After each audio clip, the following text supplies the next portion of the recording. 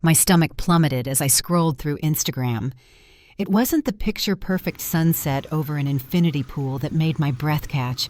It was the woman grinning in the foreground, holding a champagne flute in one hand and that specific, ridiculously expensive designer handbag in the other. My cousin Lisa, lounging poolside, in Bali. 4 weeks ago, she'd been sobbing on my doorstep, swearing she and her kids were days away from eviction. 4 weeks ago, I'd drained my emergency fund and transferred her $5,000, money I'd painstakingly saved, money she swore was the only thing keeping them off the street. And there was that bag, the exact one she'd sighed over online just weeks before needing the rent money. That wasn't just a vacation post. That was my $5,000 sacrifice staring back at me from paradise. The lie hit me with the force of a physical blow. She has no idea I know. But this barbecue? It's about to take a very sharp turn. Okay, let me back this up fast. I'm Sarah Miller, 31, hospital administrator here in Denver. You know the type: budget, spreadsheets, saves for rainy days, the one everyone calls old reliable. In my family, where Dad's work was feast or famine and Mom stretched every penny, being reliable wasn't a choice, it was survival. My cousin Lisa? Total opposite. Sunshine and chaos. She's magnetic, fun, and leaves a trail of financial fires after every next big thing. Like the boutique funded by family money that vanished in 6 months, guess who dealt with the angry landlord calls? But the family always sighs, "Oh, Lisa's just sensitive," while looking at me, the unspoken expectation hanging heavy. Sarah will fix it. So last month's doorstep performance wasn't new, just potent. Tears, smudged mascara, the whole 9 yards. Eviction notice. $5,000 needed by Friday, or she and her 2 kids were out. Swore on their heads it was just rent arrears. Her voice cracked. "You're the only one I can trust, Sarah. Family helps family, right?" My gut screamed, no. That $5,000 was my entire emergency fund. That was my car dies suddenly money, my unexpected medical bill shield. Lending it felt like jumping off a cliff without a parachute.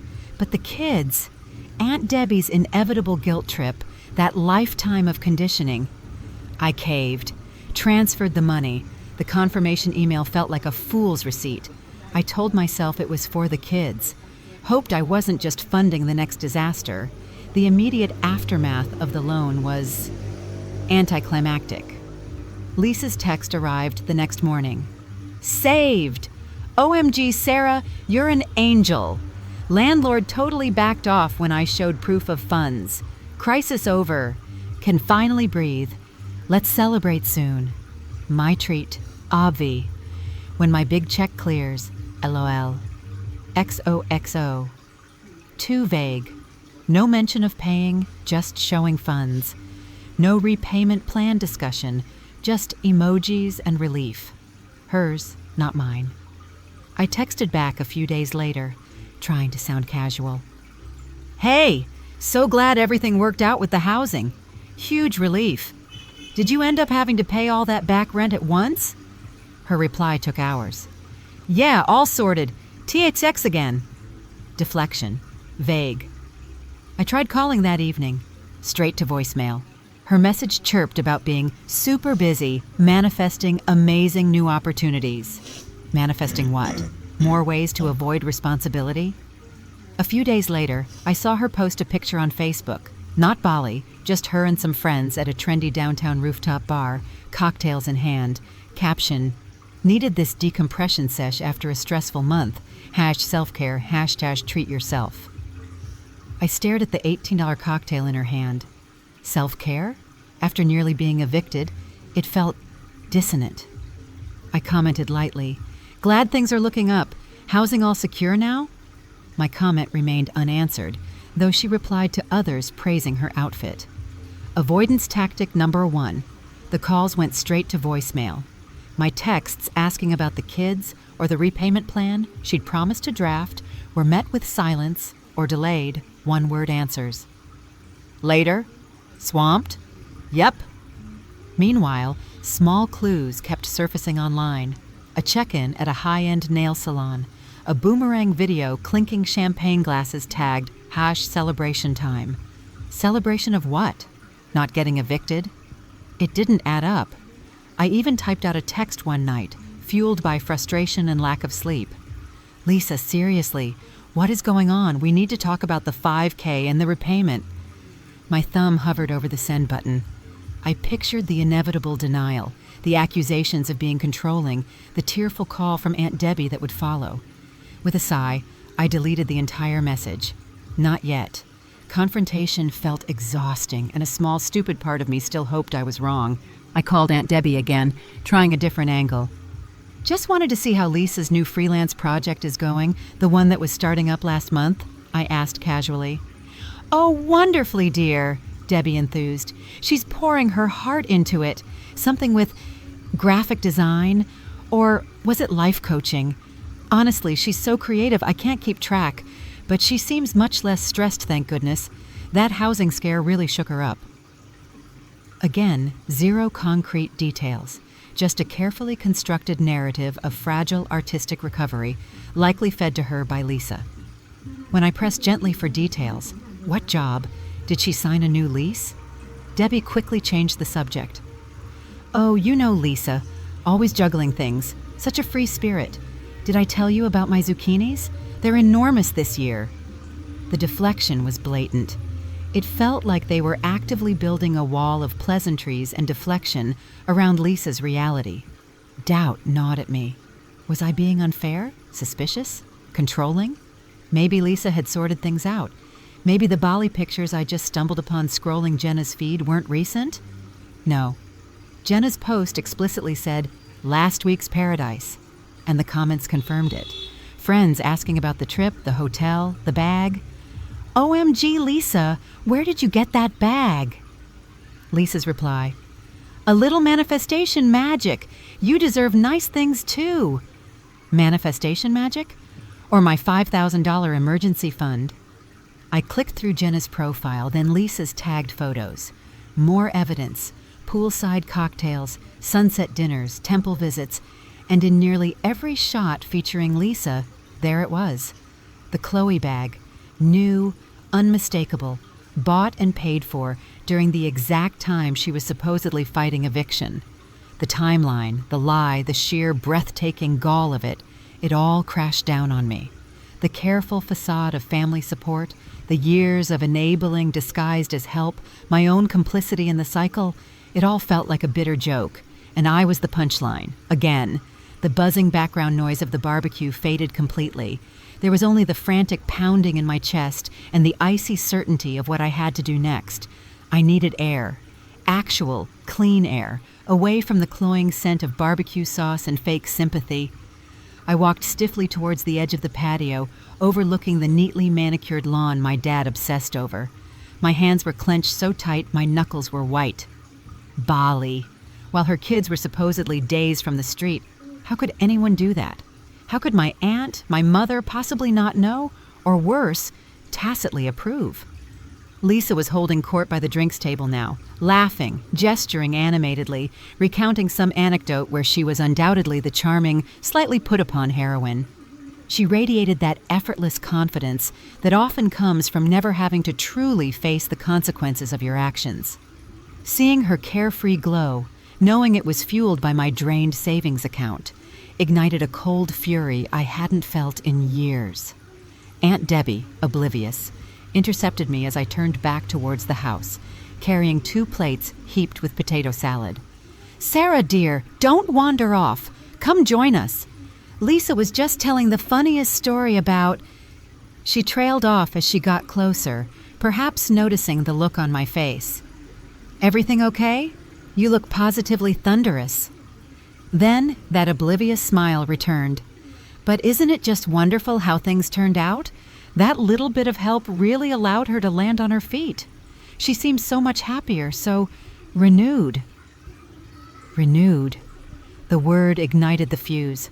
My voice, when I spoke, was dangerously quiet, cutting through the cheerful chatter nearby. Renewed? Yes, Aunt Debbie, I imagine Bali is quite renewing, especially when it's funded by lies about being evicted and money meant for children's security. scraped together from someone else's last safety net. Utter silence descended. Aunt Debbie dropped the tongs she was holding. They clattered loudly on the deck. Her face went slack. Bali? What? Sarah, what nonsense are you talking about? Nearby, conversations sputtered and died. Lisa's laughter cut off mid-peal.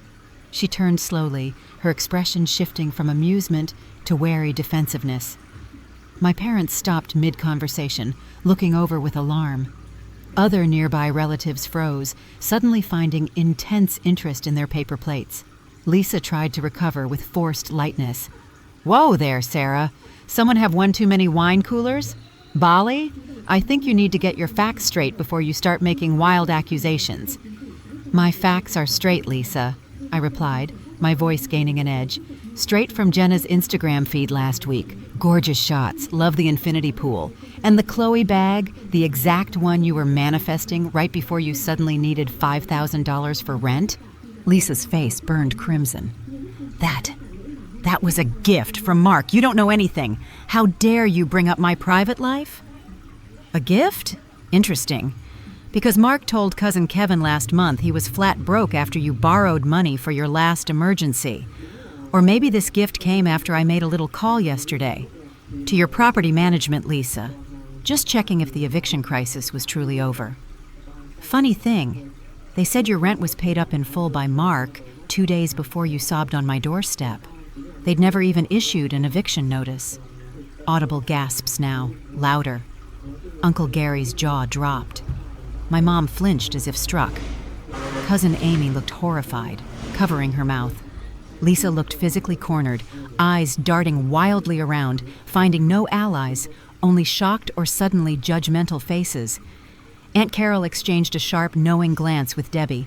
Lisa shifted tactics, her voice rising, becoming shrill. You investigated me? You called my landlord behind my back? That's insane. You're obsessed. You've always been jealous, trying to ruin my life just because yours is so boring and lonely. Aunt Debbie stepped forward, regaining some composure, though her face was pale. Sarah Miller, that is enough. How dare you attack your cousin like this? This is private family business. Whatever happened, Lisa needed support, not interrogation. Apologize this instant. Lisa seized the opening, tears welling dramatically. Yeah, Sarah, you're suffocating. Just because you lent me money doesn't give you the right to control me or stalk me. You're just miserable. I ignored Lisa, turning to face Aunt Debbie and my mom, who had drifted closer, looking horrified, but saying nothing. Support? Is this support, Aunt Debbie? Enabling lies? Covering for deceit? Expecting one family member to constantly bail out another's irresponsibility and then act shocked when they finally say no more? My voice rose, shaking slightly now, not with fear, but with years of suppressed rage finally finding an outlet. Is this support, Mom? Staying silent while one daughter manipulates the other, generation after generation? Is keeping the peace more important than truth, than respect? My mom wrung her hands, looking pleadingly at my dad, who just stared blankly at the grill. I am tired, I declared, my voice ringing out now, clear and strong, of being the designated adult in this family. Tired of my savings being treated like a public fund. Tired of being told I'm boring or controlling when I try to maintain basic financial health for myself. Tired of being the quiet, reliable one who is expected to absorb all the chaos Lisa creates. I turned back to Lisa, meeting her furious, tear-streaked glare. You didn't just lie about needing rent money, Lisa. You lied about your children's safety. You took money I need for my own security, money I worked hard for, and spent it on a luxury vacation and a designer bag. You didn't just betray my trust. You preyed on my love for those kids and my ingrained sense of family duty. And that, my voice dropped again, cold and final, is unforgivable. Lisa opened her mouth, perhaps for another accusation, another deflection. You're twisting everything. You always do this. Play the victim. No, Lisa, I said quietly, cutting her off. You play the victim. I'm just finally refusing to play along. Consider my role as family banker officially terminated. Effective immediately. I didn't wait for the explosion I knew was coming. I turned my back on the frozen tableau. Lisa's furious face, my aunt's sputtering indignation, my mother's shocked silence, my father looking utterly lost, and walked calmly towards the gate, leaving the scent of barbecue smoke and simmering resentment behind me. The slam of the gate echoed in the sudden, heavy quiet. The car door slammed shut, creating a pocket of blessed silence. But it didn't last. My phone, forgotten on the passenger seat, began its frantic symphony. A relentless stream of notifications, texts, missed calls, voicemails starting to populate. I pulled over a few blocks away, needing to breathe, my hands finally starting to shake. I glanced at the screen previews. Lisa. A waterfall of furious, misspelled texts. How dare you? You're a liar, jealous hag. You ruined everything. I hope you're happy alone. You're dead to me. Then, predictably, silence. She'd blocked me. A strange sense of relief washed over me, cold and sharp. Aunt Debbie, multiple missed calls, and a long, sobbing voicemail already waiting. Sarah, honey, it's Debbie. Sob. I don't understand why you do this. Sniffle. Lisa is devastated. Absolutely broken. You know how sensitive she is. This stress isn't good for her. Families forgive, Sarah. You need to be the bigger person. You have stability. She doesn't. It was just a little money to you. Please, just call her. For me, for the family. The manipulation was textbook. The dismissal of my sacrifice infuriating. I hit delete before she could start invoking the children again. The familiar guilt tactic felt transparent, almost pathetic now. Mom. A single, carefully worded text that cut deeper than the hysterics. Sarah, your behavior was unacceptable. Airing dirty laundry is not our way. You created a terrible scene and deeply embarrassed us all. I am very disappointed in how you chose to handle your disagreement with Lisa. Disagreement? Not betrayal? Not theft by deception? Her minimizing, her focus on appearances over truth, told me everything I needed to know. I deleted her message, feeling a final, decisive click as a door slammed shut in my mind. It wasn't just Lisa I was done with, it was the whole enabling system. The isolation felt profound in that moment, but strangely, not entirely unwelcome. It felt clean. Later that evening, a hesitant text from cousin Mark, the quiet one. Hey Sarah, heard things went nuclear. Crazy stuff. FWIW for what it's worth. Lisa borrowed $1 from me last year for car repairs. Saw her post a new tattoo sleeve a week later. Never got it back. Just saying. You're not alone in seeing it. Take care. I stared at his words. So they knew. At least some of them knew the pattern and stayed silent. Chose ease over integrity. Mark's message wasn't absolution for them, but it was a small, crucial piece of validation in the echoing quiet. I wasn't crazy. And maybe, just maybe, I wasn't entirely alone. The lightness spreading through my chest felt real, earned, and utterly mine. The weeks and months that followed established a new normal, distance. A quiet, vast distance I hadn't realized I desperately needed. The family grapevine, which I was now decidedly outside of, reported Lisa eventually returned from Bali, after extending her trip, apparently, had a dramatic breakup with Mark the boyfriend, not long after. Apparently, the 5K wasn't the only secret she was keeping. And, inevitably, moved back in with Aunt Debbie, complaining about her toxic relatives and unfair life circumstances to anyone who'd listen. The promised repayment plan for the $5,000 never materialized, of course. It was never mentioned again by anyone, least of all Lisa or Aunt Debbie. Aunt Debbie tried calling a few times in the beginning. I let it go to voicemail, deleting the messages unheard after the first couple of pleading attempts. My mom occasionally sent hesitant texts, mostly about the weather or the health of distant relatives, surface-level attempts at normalcy that felt hollow. I sometimes answered with polite, brief replies, sometimes didn't. No apologies ever came. No accountability was ever taken by anyone involved. And the surprising thing, the part that told me I had truly changed, I finally stopped waiting for them. I stopped needing them. My focus shifted inward, with a clarity I hadn't felt before. That $5,000 hole in my savings, once a source of anxiety and resentment, became a symbol. The tuition fee for a very expensive, very necessary life lesson. Instead of obsessing over recouping the loss from Lisa, which I knew was impossible, I focused on rebuilding my own security with fierce determination.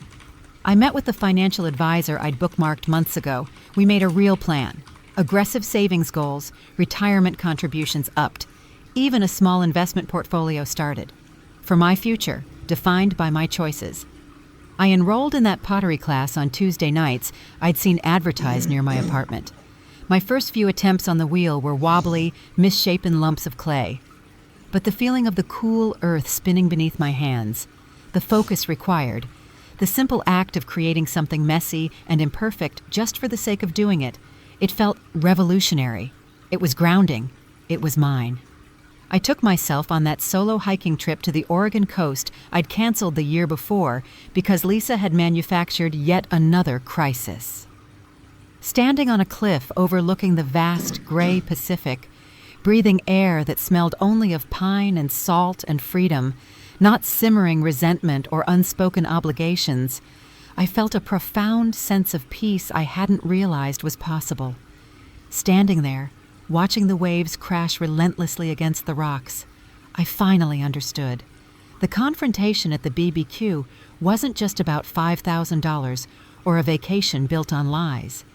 It was the culmination of decades spent playing a role I never auditioned for, the family shock absorber, the quiet enabler, the reliable one whose reliability was weaponized against her.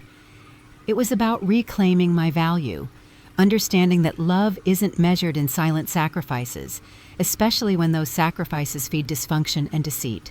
It was about learning finally that setting a boundary, saying no, walking away from disrespect, even when it causes temporary chaos, even when it earns you the label of difficult or selfish, is sometimes the most necessary, most loving act you can perform for yourself.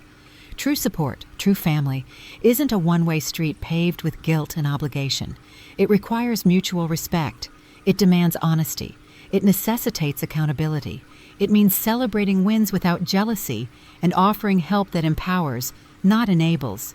The family I was born into, I realized with a deep, quiet sadness, but no remaining anger, had fundamentally failed that test. So I began, slowly but surely, to build my own chosen family. Friends like Mark, who offered quiet validation, new acquaintances from the pottery class, old colleagues I reconnected with. A family built on shared values, not just shared blood. Do I miss the idea of that big, noisy, ostensibly close biological family sometimes?